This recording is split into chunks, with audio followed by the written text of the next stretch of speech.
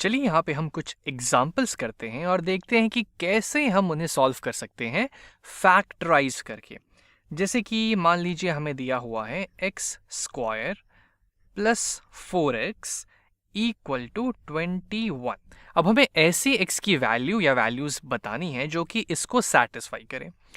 तो आप एक ख्याल एक ख्याल मेरे मन में ये आ रहा है कि मैं x को यहाँ से कॉमन निकाल लूँ और फिर कुछ कुछ करूँ, लेकिन उससे कुछ फ़ायदा होगा नहीं क्योंकि इधर ज़ीरो है नहीं, यहाँ पे एक नंबर है 21। तो x को अगर मैं यहाँ से कॉमन निकाल भी लेता हूँ तो x टाइम्स x प्लस 4 21 के बराबर होगा, जिसको फिर मैं आगे सॉल्व करना मेरे लिए थोड़ा मुश्किल हो जाएगा।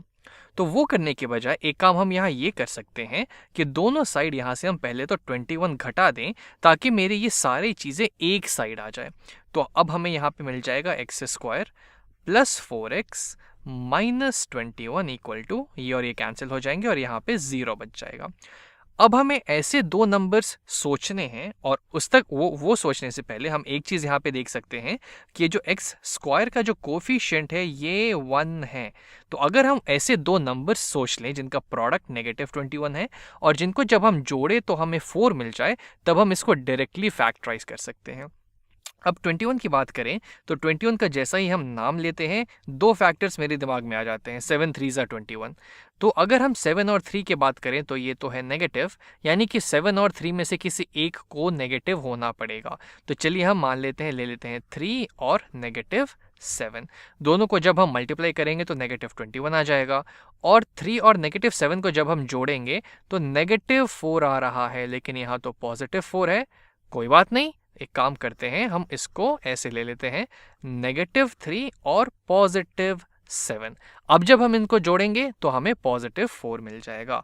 तो इस दोनों नंबर से हम इसके फैक्टर्स पता कर सकते हैं और वो फैक्टर्स क्या हो जाएंगे, x ये -3 ये एक फैक्टर हो जाएगा टाइम्स x और ये पॉजिटिव 7 प्लस 7 इक्वल टू 0। ये इस एक्सप्रेशन का, ये इस क्वाड्रेटिक एक्सप्रेशन का फैक्टराइज्ड फॉर्म हो जाएगा। और आप चाहें तो इन्हें मल्टीप्लाई करके देख सकते हैं कि वापस से हमें ये सेम क्वाड्रेटिक एक्सप्रेशन मिल रहा है या नहीं। अब अगर इसे 0 होना है तो या तो x -3 को 0 होना पड़ेगा या तो x प्लस 7 को 0 होना पड़ेगा। अब अगर x -3 0 के बराबर है तो इसका मतलब ये हुआ कि x की वैल्यू 3 हो जाएगी, या फिर अगर x प्लस 7 0 के बराबर है तो इसका ये मतलब हुआ कि x की वैल्यू नेगेटिव 7 हो जाएगी। यानी कि दो ऐसी x की वैल्यूज होंगी जो कि इस दिए हुए एक्सप्रेशन को यहाँ पे सेटिस्फाई करेंगी। और चेक करने के लिए आप चाहे तो इन दोनों वैल्यूज़ को यहाँ डाल के देख सकते हैं। जैसे कि मान लीजिए मैं यहाँ पे 3 डाल देता हूँ तो 3 का स्क्वायर होता है 9, 4 टाइम्स 3 होता है 12, 12 प्लस 9 21 हो जाएगा। उसी तरीके से आप नेगेटिव 7 के लिए भी चेक कर सकते हैं। चलिए हम अगले एग्जाम्पल पे बढ़ते हैं। मान लीजिए हम यहाँ पे ले लेते हैं कुछ x square plus 49 equal to 14x, ये हम यहाँ ले लेते हैं और अब इसे सॉल्व करते हैं। तो फिर से हम एक काम करते हैं, सारे टर्म्स को पहले तो हम एक साइड कर लेते हैं। तो वो करने के लिए यहाँ से पहले हम 14x घटा देंगे और इधर से भी 14x घटा देंगे। तो अब हमें क्या मिल जाएगा, x square plus 49 minus 14x equal to ये और ये कैंसिल और हमें 0 दे देंगे। अब हमें ऐसे दो नंबर्स सोचने होंगे कि जिनका प्रोडक्ट नेगेटिव 14 के बराबर हो। क्या मैं सही बोल रहा हूँ? थोड़ा सा गड़बड़ी है, हमने इसके ऑर्डरिंग में थोड़ी सी गड़बड़ी हो कर दी है। जो दो नंबर्स हम सोचते हैं उनका प्रोडक्ट कांस्टेंट टर्म के बराबर होना चाहिए, यानी कि 49 के बराबर। तो इसको चलिए हम सही ढंग से लिख लेते हैं, x square minus 14x plus 49 equal to 0। अब हमें दो ऐसे नंबर्स सोचने हैं जिनका प्रोडक्ट 49 हो और जिनको जब हम ऐड करें तो नेगेटिव 14 मिल जाए। अब 49 तो एक परफेक्ट स्क्वायर है, यानी कि 7 टाइम्स 7 49 होता है। अगर मैं 7 को 7 में मल्टीप्लाई करूं तो मुझे 49 मिल जाएगा, लेकिन 7 प्लस 7 करने पे तो मुझे पॉजिटिव 14 मिलेगा। तो एक काम करते हैं, हम नेगेटिव 7 और नेगेटिव 7 ले लेते हैं, क्योंकि जब मैं इनको मल्टीप्लाई करूंगा तो अभी भी मुझे पॉजिटिव 49 मिलेगा, लेकिन जब मैं इनको अब ऐड करूंगा तो मुझे नेगेटिव 14 मिल जाएगा। और यहाँ पे एक्स स्क्वायर का कोफिशिएंट 1 है ही, तो यहाँ से डायरेक्टली हम इसके फैक्टर्स तक पहुँच जाएंगे। और वो दोनों फैक्टर्स क्या होंगे? पहला हो जाएगा x -7, ये -7 जो हमें यहाँ मिला है, और दूसरा फैक्टर हो जाएगा x, और फिर से हमें -7 ही मिल जाएगा, तो x -7 इक्वल टू 0। अब इसको 0 होने के लिए या तो ये 0 हो या तो ये 0 हो, और एक्चुअली देखा जाए तो दोनों तो सेम ही चीज़ है, यानी कि x -7 का होल स्क्वायर ये 0 हो। अब ये 0 तभी होगा जब ये अंदर वाली चीज़ ये x -7 0 के बराबर हो, और x -7 अगर 0 होता है तो इसका ये मतलब हुआ कि x की वैल्यू 7 होगी। तो यहाँ पे हमें सिर्फ एक ही वैल्यू मिलेगी, यानी कि x जब 7 होगा तब जाके वो इस एक्सप्रेशन को यहाँ पे सैटिस्फाई कर देगा। चलिए और यहाँ पे एग्जांपल्स ट्राई करते हैं। जैसे कि मान लीजिए अब हमारे पास है कुछ, यहाँ पे ले लेते हैं x स्क्वायर और ले लेते हैं -64 इक्वल टू 0। इसे चलिए सॉल्व करते हैं। अब यहाँ पे तो कोई x का टर्म तो मुझे दिख ही नहीं रहा है, तो इसको सोचने का एक तरीका ये हो सकता है कि हम इसको ऐसे लिख लेते हैं, x square plus 0 times x, अभी भी ये तो 0 ही है, -64 इक्वल टू 0। अब हमें ऐसे दो नंबर्स सोचने हैं जिनका जो प्रोडक्ट है वो -64 हो, और जिनको जब हम आपस में जोड़े तो वो कट जाए और हमें 0 दे दें। अब 64 की बात करें तो 8 8 64 है, और ये नेगेटिव है, तो हम एक -8 और एक +8 ले सकते हैं। जब हम इनको मल्टीप्लाई करेंगे तो हमें -64 मिल जाएगा, और जब हम इनको ऐड करेंगे तो -8 और +8 आपस में कैंसिल आउट हो जाएंगे और ये हमें 0 दे देंगे।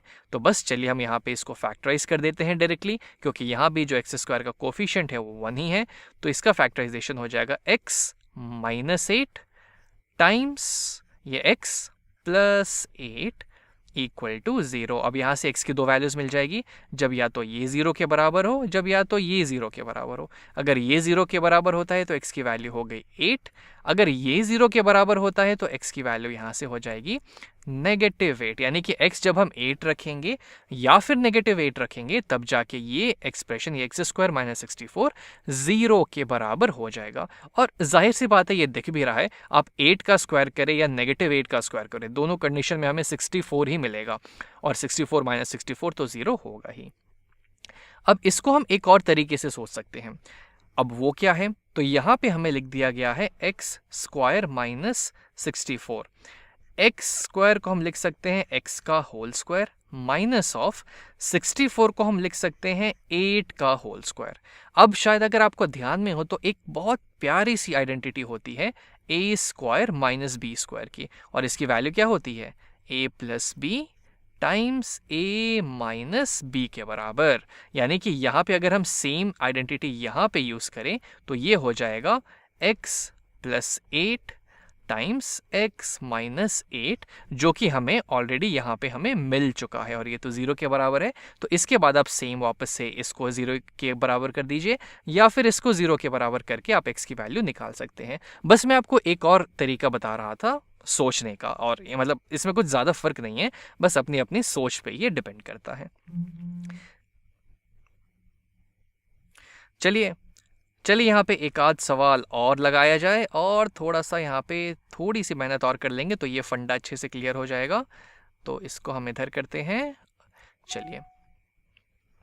चलिए अगले सवाल पे आते हैं। मान लीजिए कि हमें कुछ दिया हुआ है x square -24x plus 144 equal to 0। इसे हमें सॉल्व करना है। तो फिर से हमें ऐसी दो वैल्यू सोचनी है जिनका प्रोडक्ट 144 हो, और जिनको जब हम ऐड करें तो -24 मिल जाए। अब यहाँ थोड़े बड़े बड़े वैल्यूज़ हैं तो यहाँ पे सोचना थोड़ा सा मुश्किल हो सकता है, लेकिन इसको सोचने का 144, अब 144 तो एक परफेक्ट स्क्वायर है, किसका 12 का। अगर मैं 12 को 12 से मल्टीप्लाई करूं तो मुझे 144 मिल जाएगा, जो कि यहाँ पे दिया हुआ है। लेकिन अगर मैं 12 को 12 में ऐड करूंगा तो मुझे तो +24 मिलेगा, लेकिन यहाँ तो -24 है। तो एक काम करते हैं, हम +12 लेने की जगह -12 ले लेते हैं। अभी भी हम इनको अगर मल्टीप्लाई करेंगे तो हमें तो +144 ही मिलेगा, लेकिन अब अगर हम इनको ऐड करेंगे तो हमें -24 मिल जाएगा, जो कि x का कोफिशिएंट है यहाँ पे। तो बस अब यहाँ पे चूंकि x स्क्वायर का कोफिशिएंट 1 है, तब हम हम डायरेक्टली इन दोनों वैल्यू से इसका फैक्टराइजेशन करते हैं और वो क्या होगा, x minus 12 times x minus 12 equal to 0। और कभी भी आपको डाउट हो कि ऐसा कैसे हुआ तो आप एक बार इसे आपस में मल्टीप्लाई करके देख लीजिए कि क्या वाकई में आपको ये एक्सप्रेशन मिल रहा है या नहीं। अब अगर इसे 0 होना है तो या तो ये 0 हो या तो ये 0 हो, लेकिन दोनों तो खैर एक ही चीज़ है। इसको हम लिख सकते हैं x माइनस 12 का होल स्क्वायर इक्वल टू 0।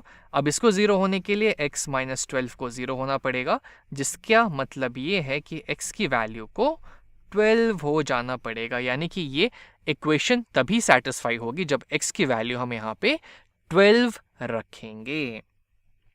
बस आई थिंक अब आपको एक सेंस मिल रहा होगा, एक तरीका समझ में आ रहा होगा कि हम इसको कैसे करने की कोशिश कर रहे हैं। चलिए एक लास्ट एग्जांपल यहाँ और देख लेते हैं। जैसे कि मान लीजिए हमें दिया हुआ है कुछ 4x square minus 25 equal to 0। तो जो पैटर्न हमने यहाँ पे देखा था सेम उसका यूज हम यहाँ पे कर सकते हैं। 4x स्क्वायर है तो 4x स्क्वायर को मैं लिख सकता हूँ 2x का होल स्क्वायर माइनस 25 को मैं लिख सकता हूँ 5 का होल स्क्वायर इक्वल टू 0। अब ये a square minus B square के फॉर्मेट का हो गया है, तो चलिए इसको अब हम a plus B times a minus B में फैक्टराइज कर देते हैं। तो ये हो जाएगा 2x minus 5 times 2x plus 5 equal to 0। अब अगर ये 0 होना चाहता है तो या तो 2x माइनस 5 0 हो जाए या तो 2x प्लस 5 0 हो जाए। 2x माइनस 5 अगर ये 0 होता है तो अगर हम दोनों साइड 5 ऐड कर देते हैं तो 2x 5 के बराबर हो जाएगा और यहाँ से x जो है 5/2 के बराबर होगा जब हम दोनों साइड 2 से डिवाइड कर देंगे। एक ये वैल्यू आ गई और दूसरी वैल्यू आएगी जब हम 2x प्लस 5 को 0 के बराबर कर दें। अब दोनों साइड अगर हम 5 सब्ट्रैक्ट कर दें तो 2x नेगेटिव 5 के बराबर हो गया और अगर अब हम दोनों साइड 2 से डिवाइड कर दें तो x की वैल्यू आ जाएगी नेगेटिव 5/2। यानी कि x जब 5/2 होगा या फिर नेगेटिव 5/2 होगा तो वो इस एक्सप्रेशन को सेटिस्फाई कर देगा। तो आई थिंक अब आपको एक सेंस मिल गया होगा, एक आइडिया मिल गया होगा कि कैसे हम फैक्टराइजेशन के थ्रू किसी भी क्वाड्रेटिक को, किसी भी दिए हुए क्वाड्रेटिक एक्सप्रेशन को सॉल्व कर सकते हैं।